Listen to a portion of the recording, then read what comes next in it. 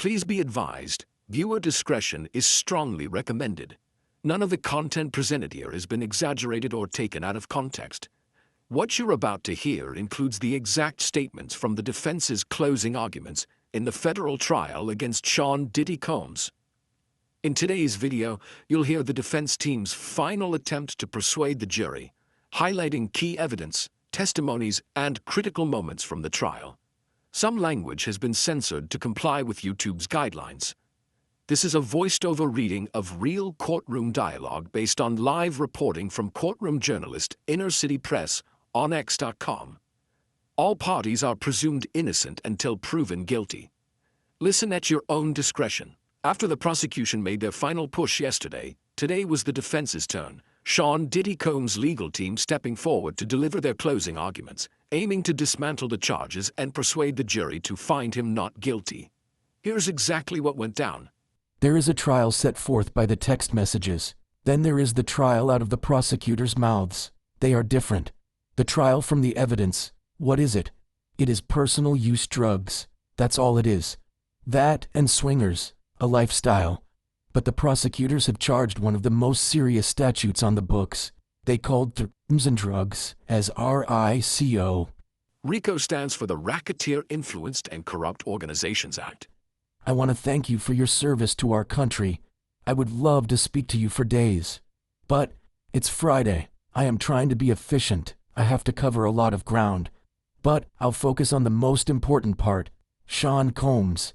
Sean Combs is a self-made black entrepreneur. He has built real businesses that are so outstanding that others create partnerships with them. We heard that from Derek Ferguson. It is hard to be Sean Combs. How many witnesses said they were moved? The assistants were moved by Sean Combs. It was like Harvard Business School. He pushed me hard. Did they always like him? No way. Let's not even go there. Did they like him? Number. But they loved him, even the ones who were suing him. Mia? I'm not going to call her Mia because that's not her name. I'm going to call her the witness who testified as Mia. Remember Derek Ferguson, from the Bronx? He said there were not many hiring people like me, from the Bronx. There's something more to these businesses. Sometimes the real things in life are hard. No one remembers the easy days. These people grew. It was real. It was diversity. These days, DEI. Combs was doing it at 24. The prosecutors call his businesses racketeering. That's the fake trial. What happens? He gets arrested. They destroy his property. They have a SRT, Special Response Team. They are clandestine, can't follow with a camera.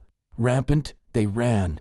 His kids were there, and here, 6 of 7 in the second row. The 7th is an infant. This is who he is. The man takes care of people. Jane came here and testified against him. Today she's in a house he's paying for. And they found it. Boxes of Astroglide, taken off the streets. And they got the baby oil, and the personal use drugs. America is safer.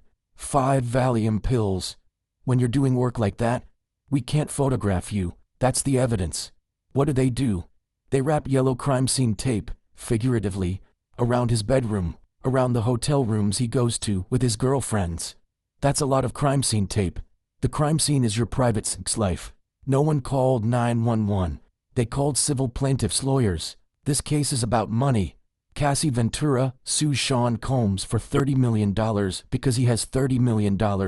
If he doesn't have it, no civil lawsuit and no criminal case. This case is about 5 minutes. It's about love. Love has been said more than 800 times in this trial. The domestic violence, we own it. We did not ask Ms. Ventura about being hit, kicked, or dragged. We did not cross Jane about it either, but domestic violence is not charged. If he was charged with that, he would have pled guilty. He did that. But he did not do racketeering, conspiracy, and sex trafficking. He did not kidnap or bribe anyone. The first person to say this was about domestic violence was Cassie Ventura. She made an Instagram post. She said, "Thank you for your love and support. The domestic violence is the issue." She could have said anything, on her phone or tablet. She could have said, this was about sex trafficking. She didn't say that. She said it was about domestic violence. Believe her. Believe Cassie when she says domestic violence is the issue. In that moment, watching that video, imagine that. To see their relationship is to see everything that racketeers is not. I am not going to go through a lot of text messages or charts or screen time. It's a terrible thing, screen time, I'm told. I'm going to tell you the story of this case. They fell in love. Cassie had a boyfriend of 3 years, 10 years older than her, but she meets Combs and they are off the races. Mr. Combs rents a boat and they make love for the first time. They are in an intense relationship, 11 years. Cassie is smart, she flat won, she's got $30 million, and he's in jail. You probably know that. The nice-looking men behind him, they are U.S. Marshals. They keep him safe. Cassie is won 100-0. They tell you she's a victim. This is a great modern love story. They didn't write these in the past because they didn't have these problems. He had 6 kids at the time. It's a relationship based on love. Cassie said she was young and insanely jealous. If you're in the jury room and you don't want to go home, read their text messages at the time of the breakup. You will cry. They were selfless with each other when it wasn't going to work for the original sin of their relationship. That Gina wouldn't come here, but she's out there. Then Kim Porter passed away, and Mr. Combs said what he did. For Cassie it was the last straw. She made an adult choice and left, like she always could leave. What happened? Nothing. Pick a message from 2018 and read it. These two people loved each other. If racketeering conspiracy had an opposite, it would be their relationship. They were their best selves when it came to set. There were times that Sean Combs was proud. On set, they found each other. It's a beautiful thing. You won't find a single text where she says, "I didn't like that set." It was an 11-year relationship. The issues were jealousy and other women, but they match up when it comes to set. Swingers. She's a woman who loves set, and it's beautiful. She is unafraid. Let's talk about Kid Cudi. He came in here. I'm not meaning to be judgy. Cudi comes here and says, "Cassie played me." She did. She played them both. Not everyone can do that.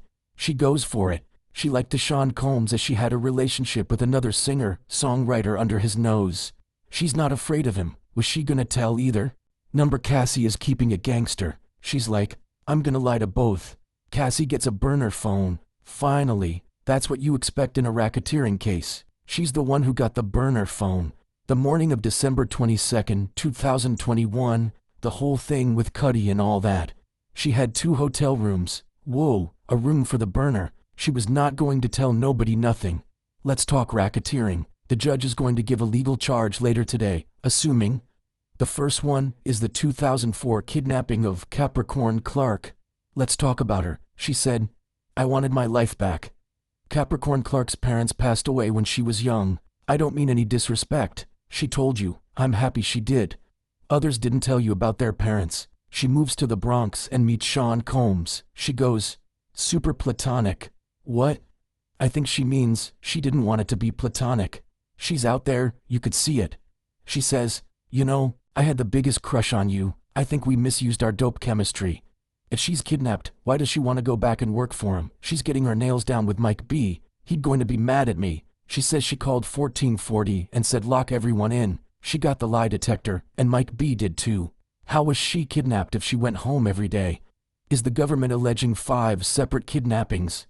Paulie drove her home. Door-to-door kidnapping. The SDNY is charging this as kidnapping. It's not a kidnapping.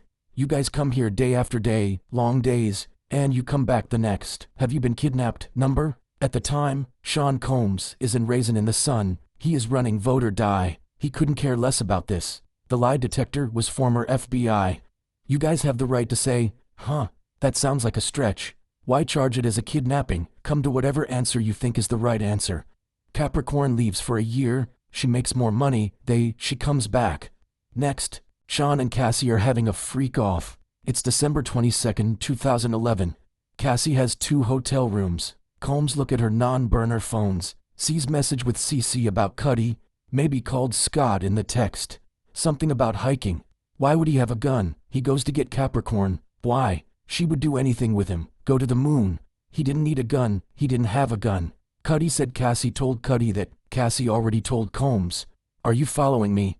Sean Combs has nothing to gain by having a gun and everything to lose. He is already Sean Combs. Capricorn would love have stayed employed if he pulled a gun on her. No way. Didn't happen. No gun. Cudi didn't say that. Capricorn said Combs had a gun because there was no gun. Working backward, Cuddy didn't tell the police about a gun. It was written up as a trespass, that's all. There's no gun. Capricorn's story falls apart. There was the car chase. Or was there? Cuddy pulled up next to the Escalade. The witness said, there was no car chase. The judge is going to say you can disregard any witness if you find something not credible, if you see fit. It's all you need. Seems like everything is possible with Capricorn Clark. I asked her, she said, I came up here with Puff. I want to run away. I'm afraid of mountain lions. Mountain lions. I'm not saying they are not scary, but if you were kidnapped with a gun. Number, she doesn't want to say. I went there by my own volition. I'm not saying Sean Combs didn't go there. He wanted to fight him. Fine. Mother, Combs is not a coward. He's ready to fight. At the risk of being sexist, they are men. They fight. We're gonna have a good old-fashioned 8 in the morning, Hollywood Hills John Wayne fight. The Porsche. Not his style. There is no evidence. Who else would do it? Not evidence. Burning a car is cowardice. Be a man and fight him. What's in the car? Molotov cocktail. Why not show you the glove? I am suggesting something. Yes.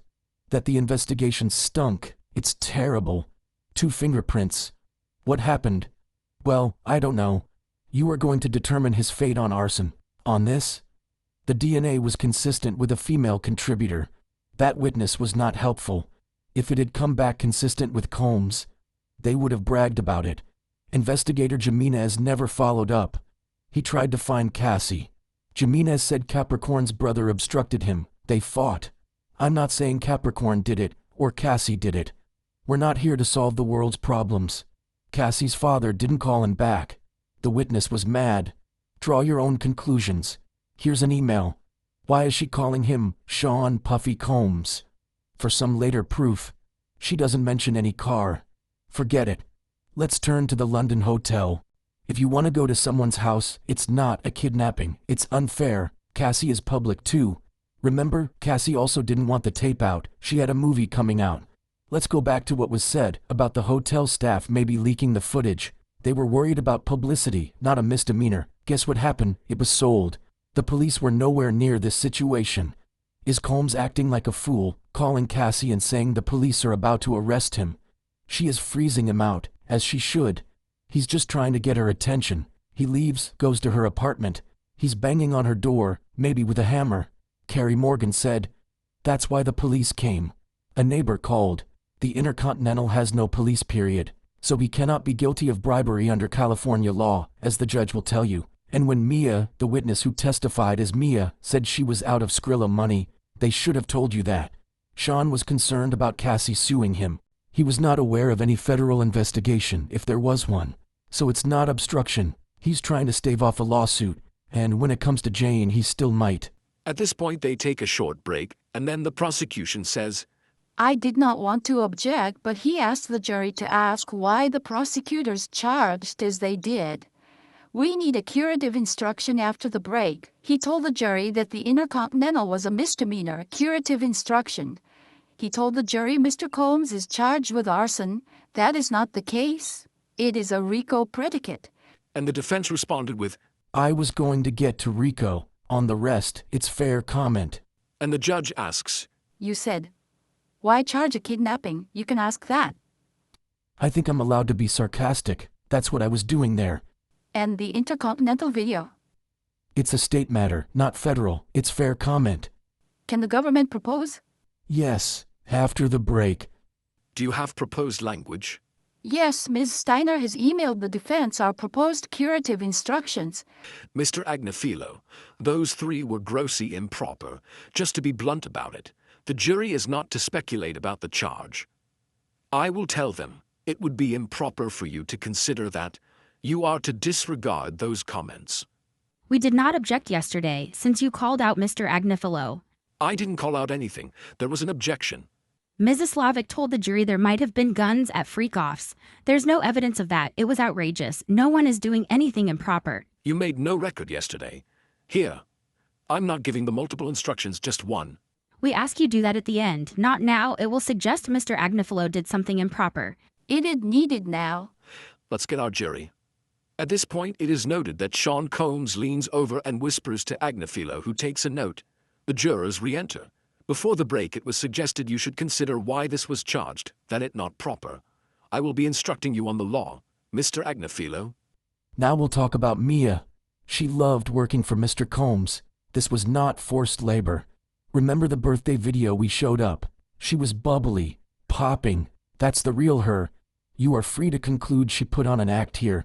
If Mr. Combs felt it was improper, he would not threaten to tell Cassie. It was consensual. When Mia says it was not consensual, she is not telling the truth. There was no unwanted sexual conduct. Mia's feelings were not platonic. Mr. Steele questioned her about these wonderful pictures and slogans. Effusive, not just a job. This is a demonstrative. You can't take it into the jury room. Consider the scrapbook she made. I'm going to read it to you. Happy 45th birthday. Puff, this is from 1991 to 1999. I hope it stirs up nostalgic feelings. How great you've become. She loved you. You can't fake that. That's real. Don't leave sight of that. It's not just business. He gives people a home. Look at this picture. Think of a word that comes to mind. Joy. There's KK, D-Rock, Fahim. He created a remarkably special place. He moved people in their hearts and souls. When Mia is told she'd being fired, that she is going to leave the special place. Mia, my life is over. KK. OMG, WTF. Mia, that's not funny. Racketeering co-conspirator KK writes, Mia, answer your phone or I'm going to call your parents. That last thing she wanted to do was leave. And it's forced labor. Let's turn to drug distribution. The U.S. said, personal use is a distraction. Brendan Paul said these were personal use drugs. He said he forgot to take the coke out of my bag. He said, I got the best lawyer in the world and my charges were dismissed. That's what he said. Sean Combs was not selling drugs. Cassie said he was a drug addict. How was he supposed to get them? Grow his own Xanax. Did he have drugs? Yes, they found it in his house. Was he using his enterprise to distribute drugs? Number. You're gonna have to think through this.